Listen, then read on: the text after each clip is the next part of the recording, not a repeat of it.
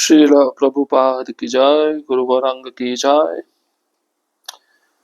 कल के सत्र में हमने सुना था तिरुमंगई अलवार किस प्रकार से भगवान नारायण और माता महालक्ष्मी का दर्शन प्राप्त किए। उनकी जो सेवा भावना थी वैष्णवों के प्रति वह बहुत महान थी और भगवान भी विवश होकर उनको दर्शन देने के लिए आए, क्योंकि जो भक्तों की सेवा करता है तो भगवान उसको अवश्य दर्शन प्रदान करते हैं। अब तिरुमंगई अलवार की जो भगवत प्रार्थना है उसके विषय में हम सुनेंगे। श्रीमन नारायण के पूर्व अनुग्रह से ज्ञान प्राप्त परकाल भगवान की महिमा गाते हुए स्तुति करने लगे। उनकी भक्ति के अनुभव सूक्तियों के रूप में वाड़ी नेन वाड़ी से आरंभ होकर अवसाद प्रकट हुए। आधारहीन लता की तरह मैं कुमला रहा और कुमलाकर मानसिक क्लेश में पड़ा रहा। इस दुख रूपी संसार में जन्म लेकर उसी में पड़ा रहा। संसारी होने के कारण तरुण युवतियों की ओर आकृष्ट होकर उनके साथ भोग की लालसा में पड़कर उनका पीछा करता रहा। इस तरह इस संसार में भटकते दौड़ते भगवान की कृपा से अज्ञान की निद्रा से जाग उठा। प्रज्ञान पाकर विवेचन करते हुए मैंने नारायण नाम अष्टाक्षर मंत्र को प्राप्त कर लिया। परकाल अब तिरुमंगई आलवार के नाम से विख्यात हुए। उपरोक्त सूक्ति से पेरिये तिरुमोली का आरंभ होता है। उस वक्त से परकाल के मन में विषय वासना धनेच्छा आदि दूर हो गई तथा नम्रता पश्चाताप का आविर्भाव हुआ। अब अपने को पश्चाताप में विलीन करते हुए तिरुमंगई अलवार ये सोच रहे हैं कि जीवन भर मैं कितनी विषय वासना में पड़ा रहा, कितने मन में मेरे हृदय में भोग लालसा थी जिसको मैं पूरा करने का भरसक प्रयास करता रहा, लेकिन भगवान की कृपा से मुझे अष्टाक्षर मंत्र मिला। अष्टाक्षर मंत्र अर्थ है नारायण। ये नाम मुझे प्राप्त हुआ और उस नाम का जप करते करते अब मेरे हृदय से जितना भी भोग वासना है सब नष्ट हो चुका है। अब मैं पूर्ण रूप से भगवान रंगनाथ की सेवा में नियुक्त हो जाऊंगा। श्रीरंगम में श्रीरंगनाथ की सेवा। तिरुमंगई आलवार सोचने लगे यदि मैंने अपनी वर्तमान गतिविधि को जारी रखा तो श्रीरंगम आने वाले यात्रियों की संख्या घट जाएगी। यहाँ तक कि अभी भी दूरस्थ स्थलों में आने वाले यात्रियों की संख्या पूर्ववर्ती संख्या से कम हो चुकी है। श्रीरंगम की प्रसिद्धि कम होने की पूरी आशंका है। आखिरकार किसी भी पवित्र स्थल का नाम यश भव्यता व पवित्रता वहां पर भगवान की पूजा अर्चना करने वाले यात्रियों की संख्या पर निर्भर करती है। यदि मंदिर में पुजारी के अतिरिक्त कोई भी ना जाए तो क्या उसे पवित्र तीर्थ कहा जा सकता है? यदि श्रीरंगनाथ मंदिर में कीमती भेंटों का अर्पण ना हो तो मंदिर के दैनिक कार्यकलाप किस प्रकार पूरे हो पाएंगे? उस स्थिति में श्रीरंगनाथ की भव्यता का क्या होगा? यह परिणाम भक्तों व यात्रियों में भारी निराशा लाएगा। अतः मुझे लूटपाट के इस पापपूर्ण कृत्य को छोड़कर अपने द्वारा किए गए अपराध का प्रायश्चित करना चाहिए। इसके प्रायश्चित हेतु मैं शहरों व गांवों के संपन्न लोगों के घर जाकर बहुत अधिक दान एकत्र करूंगा तथा भगवान श्री रंगनाथ के मंदिर में अद्वितीय व भव्य सेवा करने का प्रयास करूंगा। वर्तमान में भगवान का गर्भगृह कई स्थानों से क्षय व जीर्ण क्षीण हो चुका है। मुझे पहले उसकी मरम्मत करवानी चाहिए। वर्तमान में मंदिर में कोई आंगन नहीं है, मैं उसे पुनः बनवाऊंगा। जहां तक संभव होगा मैं मंदिर की भव्यता व सुंदरता हेतु अपना भावी जीवन समर्पित कर दूंगा। ये मेरा अजय संकल्प है जिसे मैं कार्य रूप में परिणत करूंगा। अब तिरुमंगई अलवार सोचने लगे कि अगर इसी प्रकार से मैं धन को लूटपाट करता रहा, यात्रियों को लूटता रहा तो अवश्य ही यात्रियों की संख्या भगवान रंगनाथ के मंदिर में जाने के लिए कम हो जाएगी और ये यात्री श्रद्धा से जो उपहार लेकर आते हैं वो उपहार भी भगवान को कम अर्पण होने लगेंगे। तो कोई भी तीर्थ हो, कोई भी मंदिर, उसकी भव्यता उसके अधिक संख्या मात्रा में यात्री आने से होती है, तभी उसको पवित्र तीर्थ कहा जा सकता है। अगर इसी प्रकार से मैं ये कार्य करता रहा तो संख्या भी कम होती जाएगी यात्रियों की, उपहार भी कम मात्रा में भगवान को अर्पण होगा, और ये अच्छा नहीं है, और ये परिणाम यात्रियों में भारी निराशा लाएगा।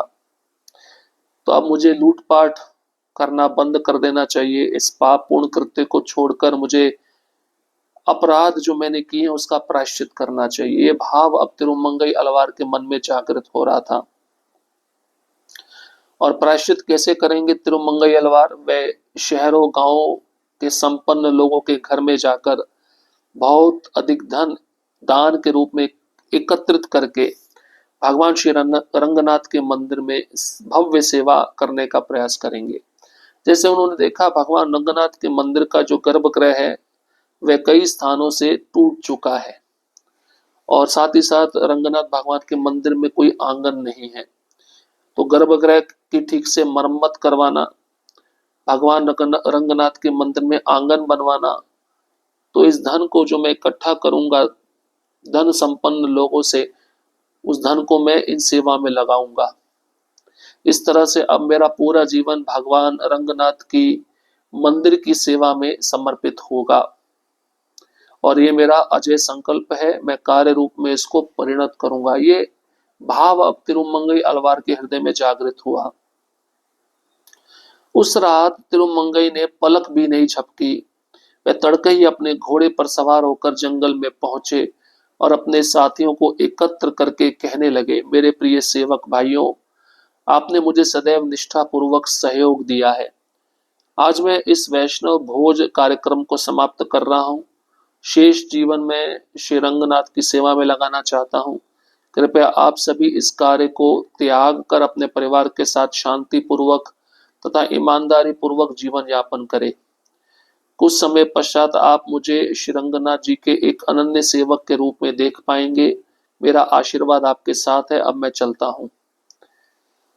तो उसी रात तिरुमंगई ज्यादा देर नहीं किए, बिना पलक झपकाए सुबह उठते ही घोड़े पर सवार होकर जंगल में पहुंच गए, और जितने भी अपने साथी थे, जिन साथियों के साथ मिलकर वह लूटपाट करते थे, उन साथियों को इकट्ठा किया।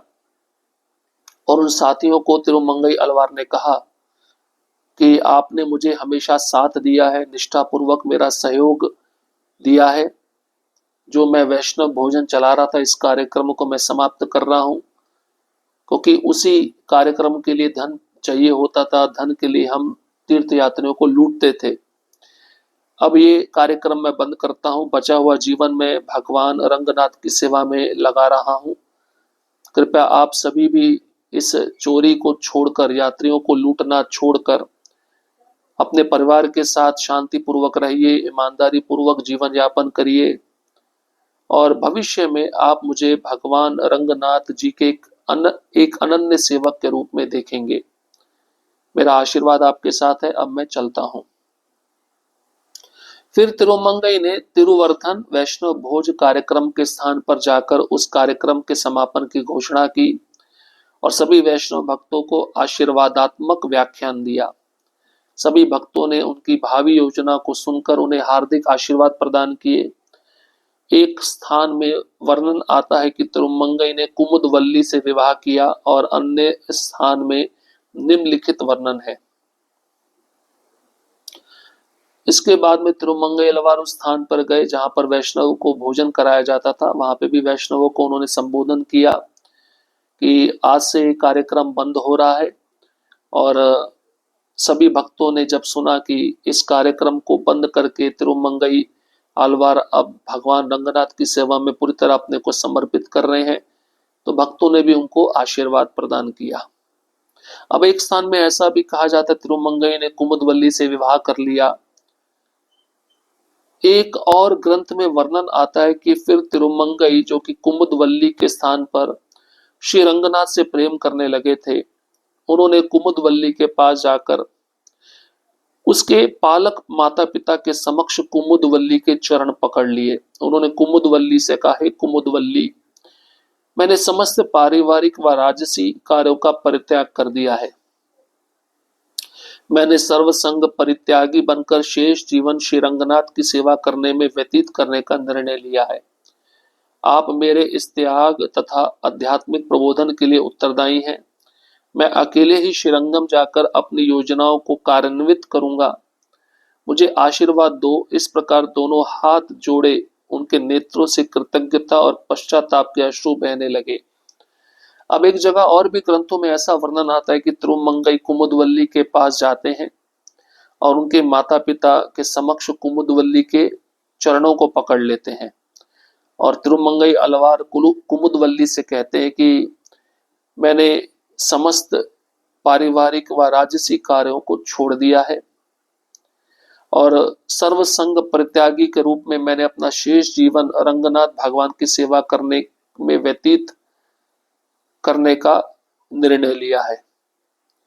तो आपसे ही मुझे प्रोत्साहन मिला, आपसे ही मुझे उत्साह मिला, आपसे मुझे आध्यात्मिक प्रबोधन मिला। मैं अकेले ही श्रीरंगम जाऊंगा और अपनी योजनाओं को, अपनी सेवाओं को कार्यान्वित करूंगा। यह आपके ही द्वारा हो पाया। तो तिरुमंगई अलवार कुमुदवल्ली से प्रार्थना कर रहे हैं, मुझे आशीर्वाद दीजिए। दोनों हाथ जोड़कर नेत्रों से कृतज्ञता और पश्चाताप के अश्रु तिरुमंगई अलवार की आंखों से बहने लगे। कुमुदवल्ली तिरुमंगई के चरणों में गिर पड़ी और फिर आश्चर्य व उत्साह के साथ खड़ी हो गई। तिरुमंगई में आए इस परिवर्तन पर व अपनी इच्छा पूर्ति के लिए उसने श्रीरंगनाथ को कोटि कोटि धन्यवाद दिया। उसने दोनों हाथ जोड़कर तिरुमंगई से कहा, मेरी जैसी इच्छा व प्रार्थना थी वही हुआ। हम दोनों सौभाग्यशाली हैं, ये सब भगवान की कृपा है। रंगनाथ ने हम दोनों को अपना भक्त स्वीकार किया है। अब हमारी इच्छाएं एक समान है। अब हम मिलकर रंगनाथ भगवान को अपना जीवन समर्पित कर उसे सफल बनाएंगे। अब आप अपने निर्णय के अनुसार श्रीरंगम की ओर प्रस्थान करें। शीघ्र मैं आपकी शिष्या बनकर मंदिर में आऊंगी। मेरे माता पिता बहुत वृद्ध हैं। इस समय उन्हें मेरी सेवा की आवश्यकता है, चूंकि मैं उनकी एकमात्र संतान हूं। इसलिए जीवन के अंतिम क्षणों में मुझे उनके साथ अवश्य होना चाहिए। मैं शीघ्र ही आपको अपने शिष्यों व भक्तों के साथ सम्मिलित होती देखूंगी। इस जगत में हमारी प्रसन्नता, आनंद व समर्पण का केंद्र भगवान रंगनाथ हो तथा श्री रंगनाथ का मंदिर हमारा समुदाय व संसार हो। भगवान अपना अलग उत्तम आशीर्वाद आपको प्रदान करें और श्रीरंगम में भगवान रंगनाथ तथा उनके मंदिर का गुणगान हेतु आपकी सभी योजनाएं सफल हों। अब कुमुदवल्ली भी तिरुमंगई आलवार के चरणों में गिर पड़ी और फिर जब कुमुदवल्ली ने देखा तिरुमंगई आलवार के जीवन में इतना परिवर्तन आ गया है, उसकी जो इच्छा थी वो पूरी हो गई है, तो उन्होंने भगवान रंगनाथ को कोटि कोटि धन्यवाद दिया। कुमुदवल्ली की यही तो इच्छा थी कि तिरुमंगई अलवार भगवान रंगनाथ के परम सेवक बन जाए और वो इच्छा पूरी भी हो गई। तो कुमुदवल्ली दोनों हाथ जोड़कर तिरुमंगई अलवार से ये कहती है कि मेरी जो इच्छा थी वह पूरी हुई। हम दोनों सौभाग्यशाली हैं। ये सब भगवान की कृपा से हुआ है। भगवान रंगनाथ ने हम दोनों को अपना भक्त स्वीकार कर लिया है। अब हमारी इच्छाएं भी एक जैसी हो गई हैं। आप भी रंगनाथ के भक्त हैं, मैं भी रंगनाथ की भक्त हूं। अब हम मिलकर रंगनाथ को अपना जीवन समर्पित करेंगे और उसे सफल भी बनाएंगे। अब आपने जो निर्णय लिया है उसके अनुसार आप श्रीरंगम की ओर प्रस्थान करिए। शीघ्र ही मैं मंदिर में आऊंगी। मेरे माता पिता बहुत बूढ़े हैं। इस समय मेरे माता पिता को मेरी बहुत आवश्यकता है, क्योंकि अंतिम क्षण में मैं उनको छोड़ नहीं सकती। मैं उनकी सेवा करना चाहती हूँ। तो शीघ्र ही आपको मैं अपने शिष्यों व भक्तों के साथ सम्मिलित होती दिखूंगी और भगवान रंगनाथ का मंदिर ही हमारा समुदाय व संसार होगा। भगवान रंगनाथ हमारे केंद्र बिंदु में हमारे लिए प्रसन्नता, आनंद व समर्पण का केंद्र बिंदु रहेंगे और भगवान रंगनाथ हमेशा आपको आशीर्वाद प्रदान करते रहें। और आपने जो योजनाएं बनाई हैं भगवान रंगनाथ के गुणगान के लिए, वो योजनाओं में आप सफल होइए, ऐसा कुमुदवल्ली तिरुमंगई अलवार के चरणों में प्रार्थना करती हैं और भगवान रंगनाथ को भी प्रार्थना करती हैं कि जिस कार्य में सफल होना चाहते हैं उस कार्य को वे सफल बनाइए। इस प्रकार से हम देख सकते हैं कि दोनों मिलकर सेवा करने लगे। दोनों का केंद्र बिंदु अब भगवान रंगनाथ हो गए। दोनों का केंद्र बिंदु अब भगवान रंगनाथ का जो मंदिर है वह उनका संसार हो गया। इस प्रकार से दोनों पति पत्नी भगवान रंगनाथ की सेवा करते हुए रहने लगे। अब श्रीरंगम में जब तिरुमंगई पहुंचते हैं वहां पे क्या सेवा करते हैं, इसके विषय में हम अगले सत्र में श्रवण करेंगे। हरे कृष्ण कृष्ण कृष्ण हरे हरे, हरे राम राम राम हरे हरे। श्रील प्रभुपाद की जय, गुरु गौरांग की जय।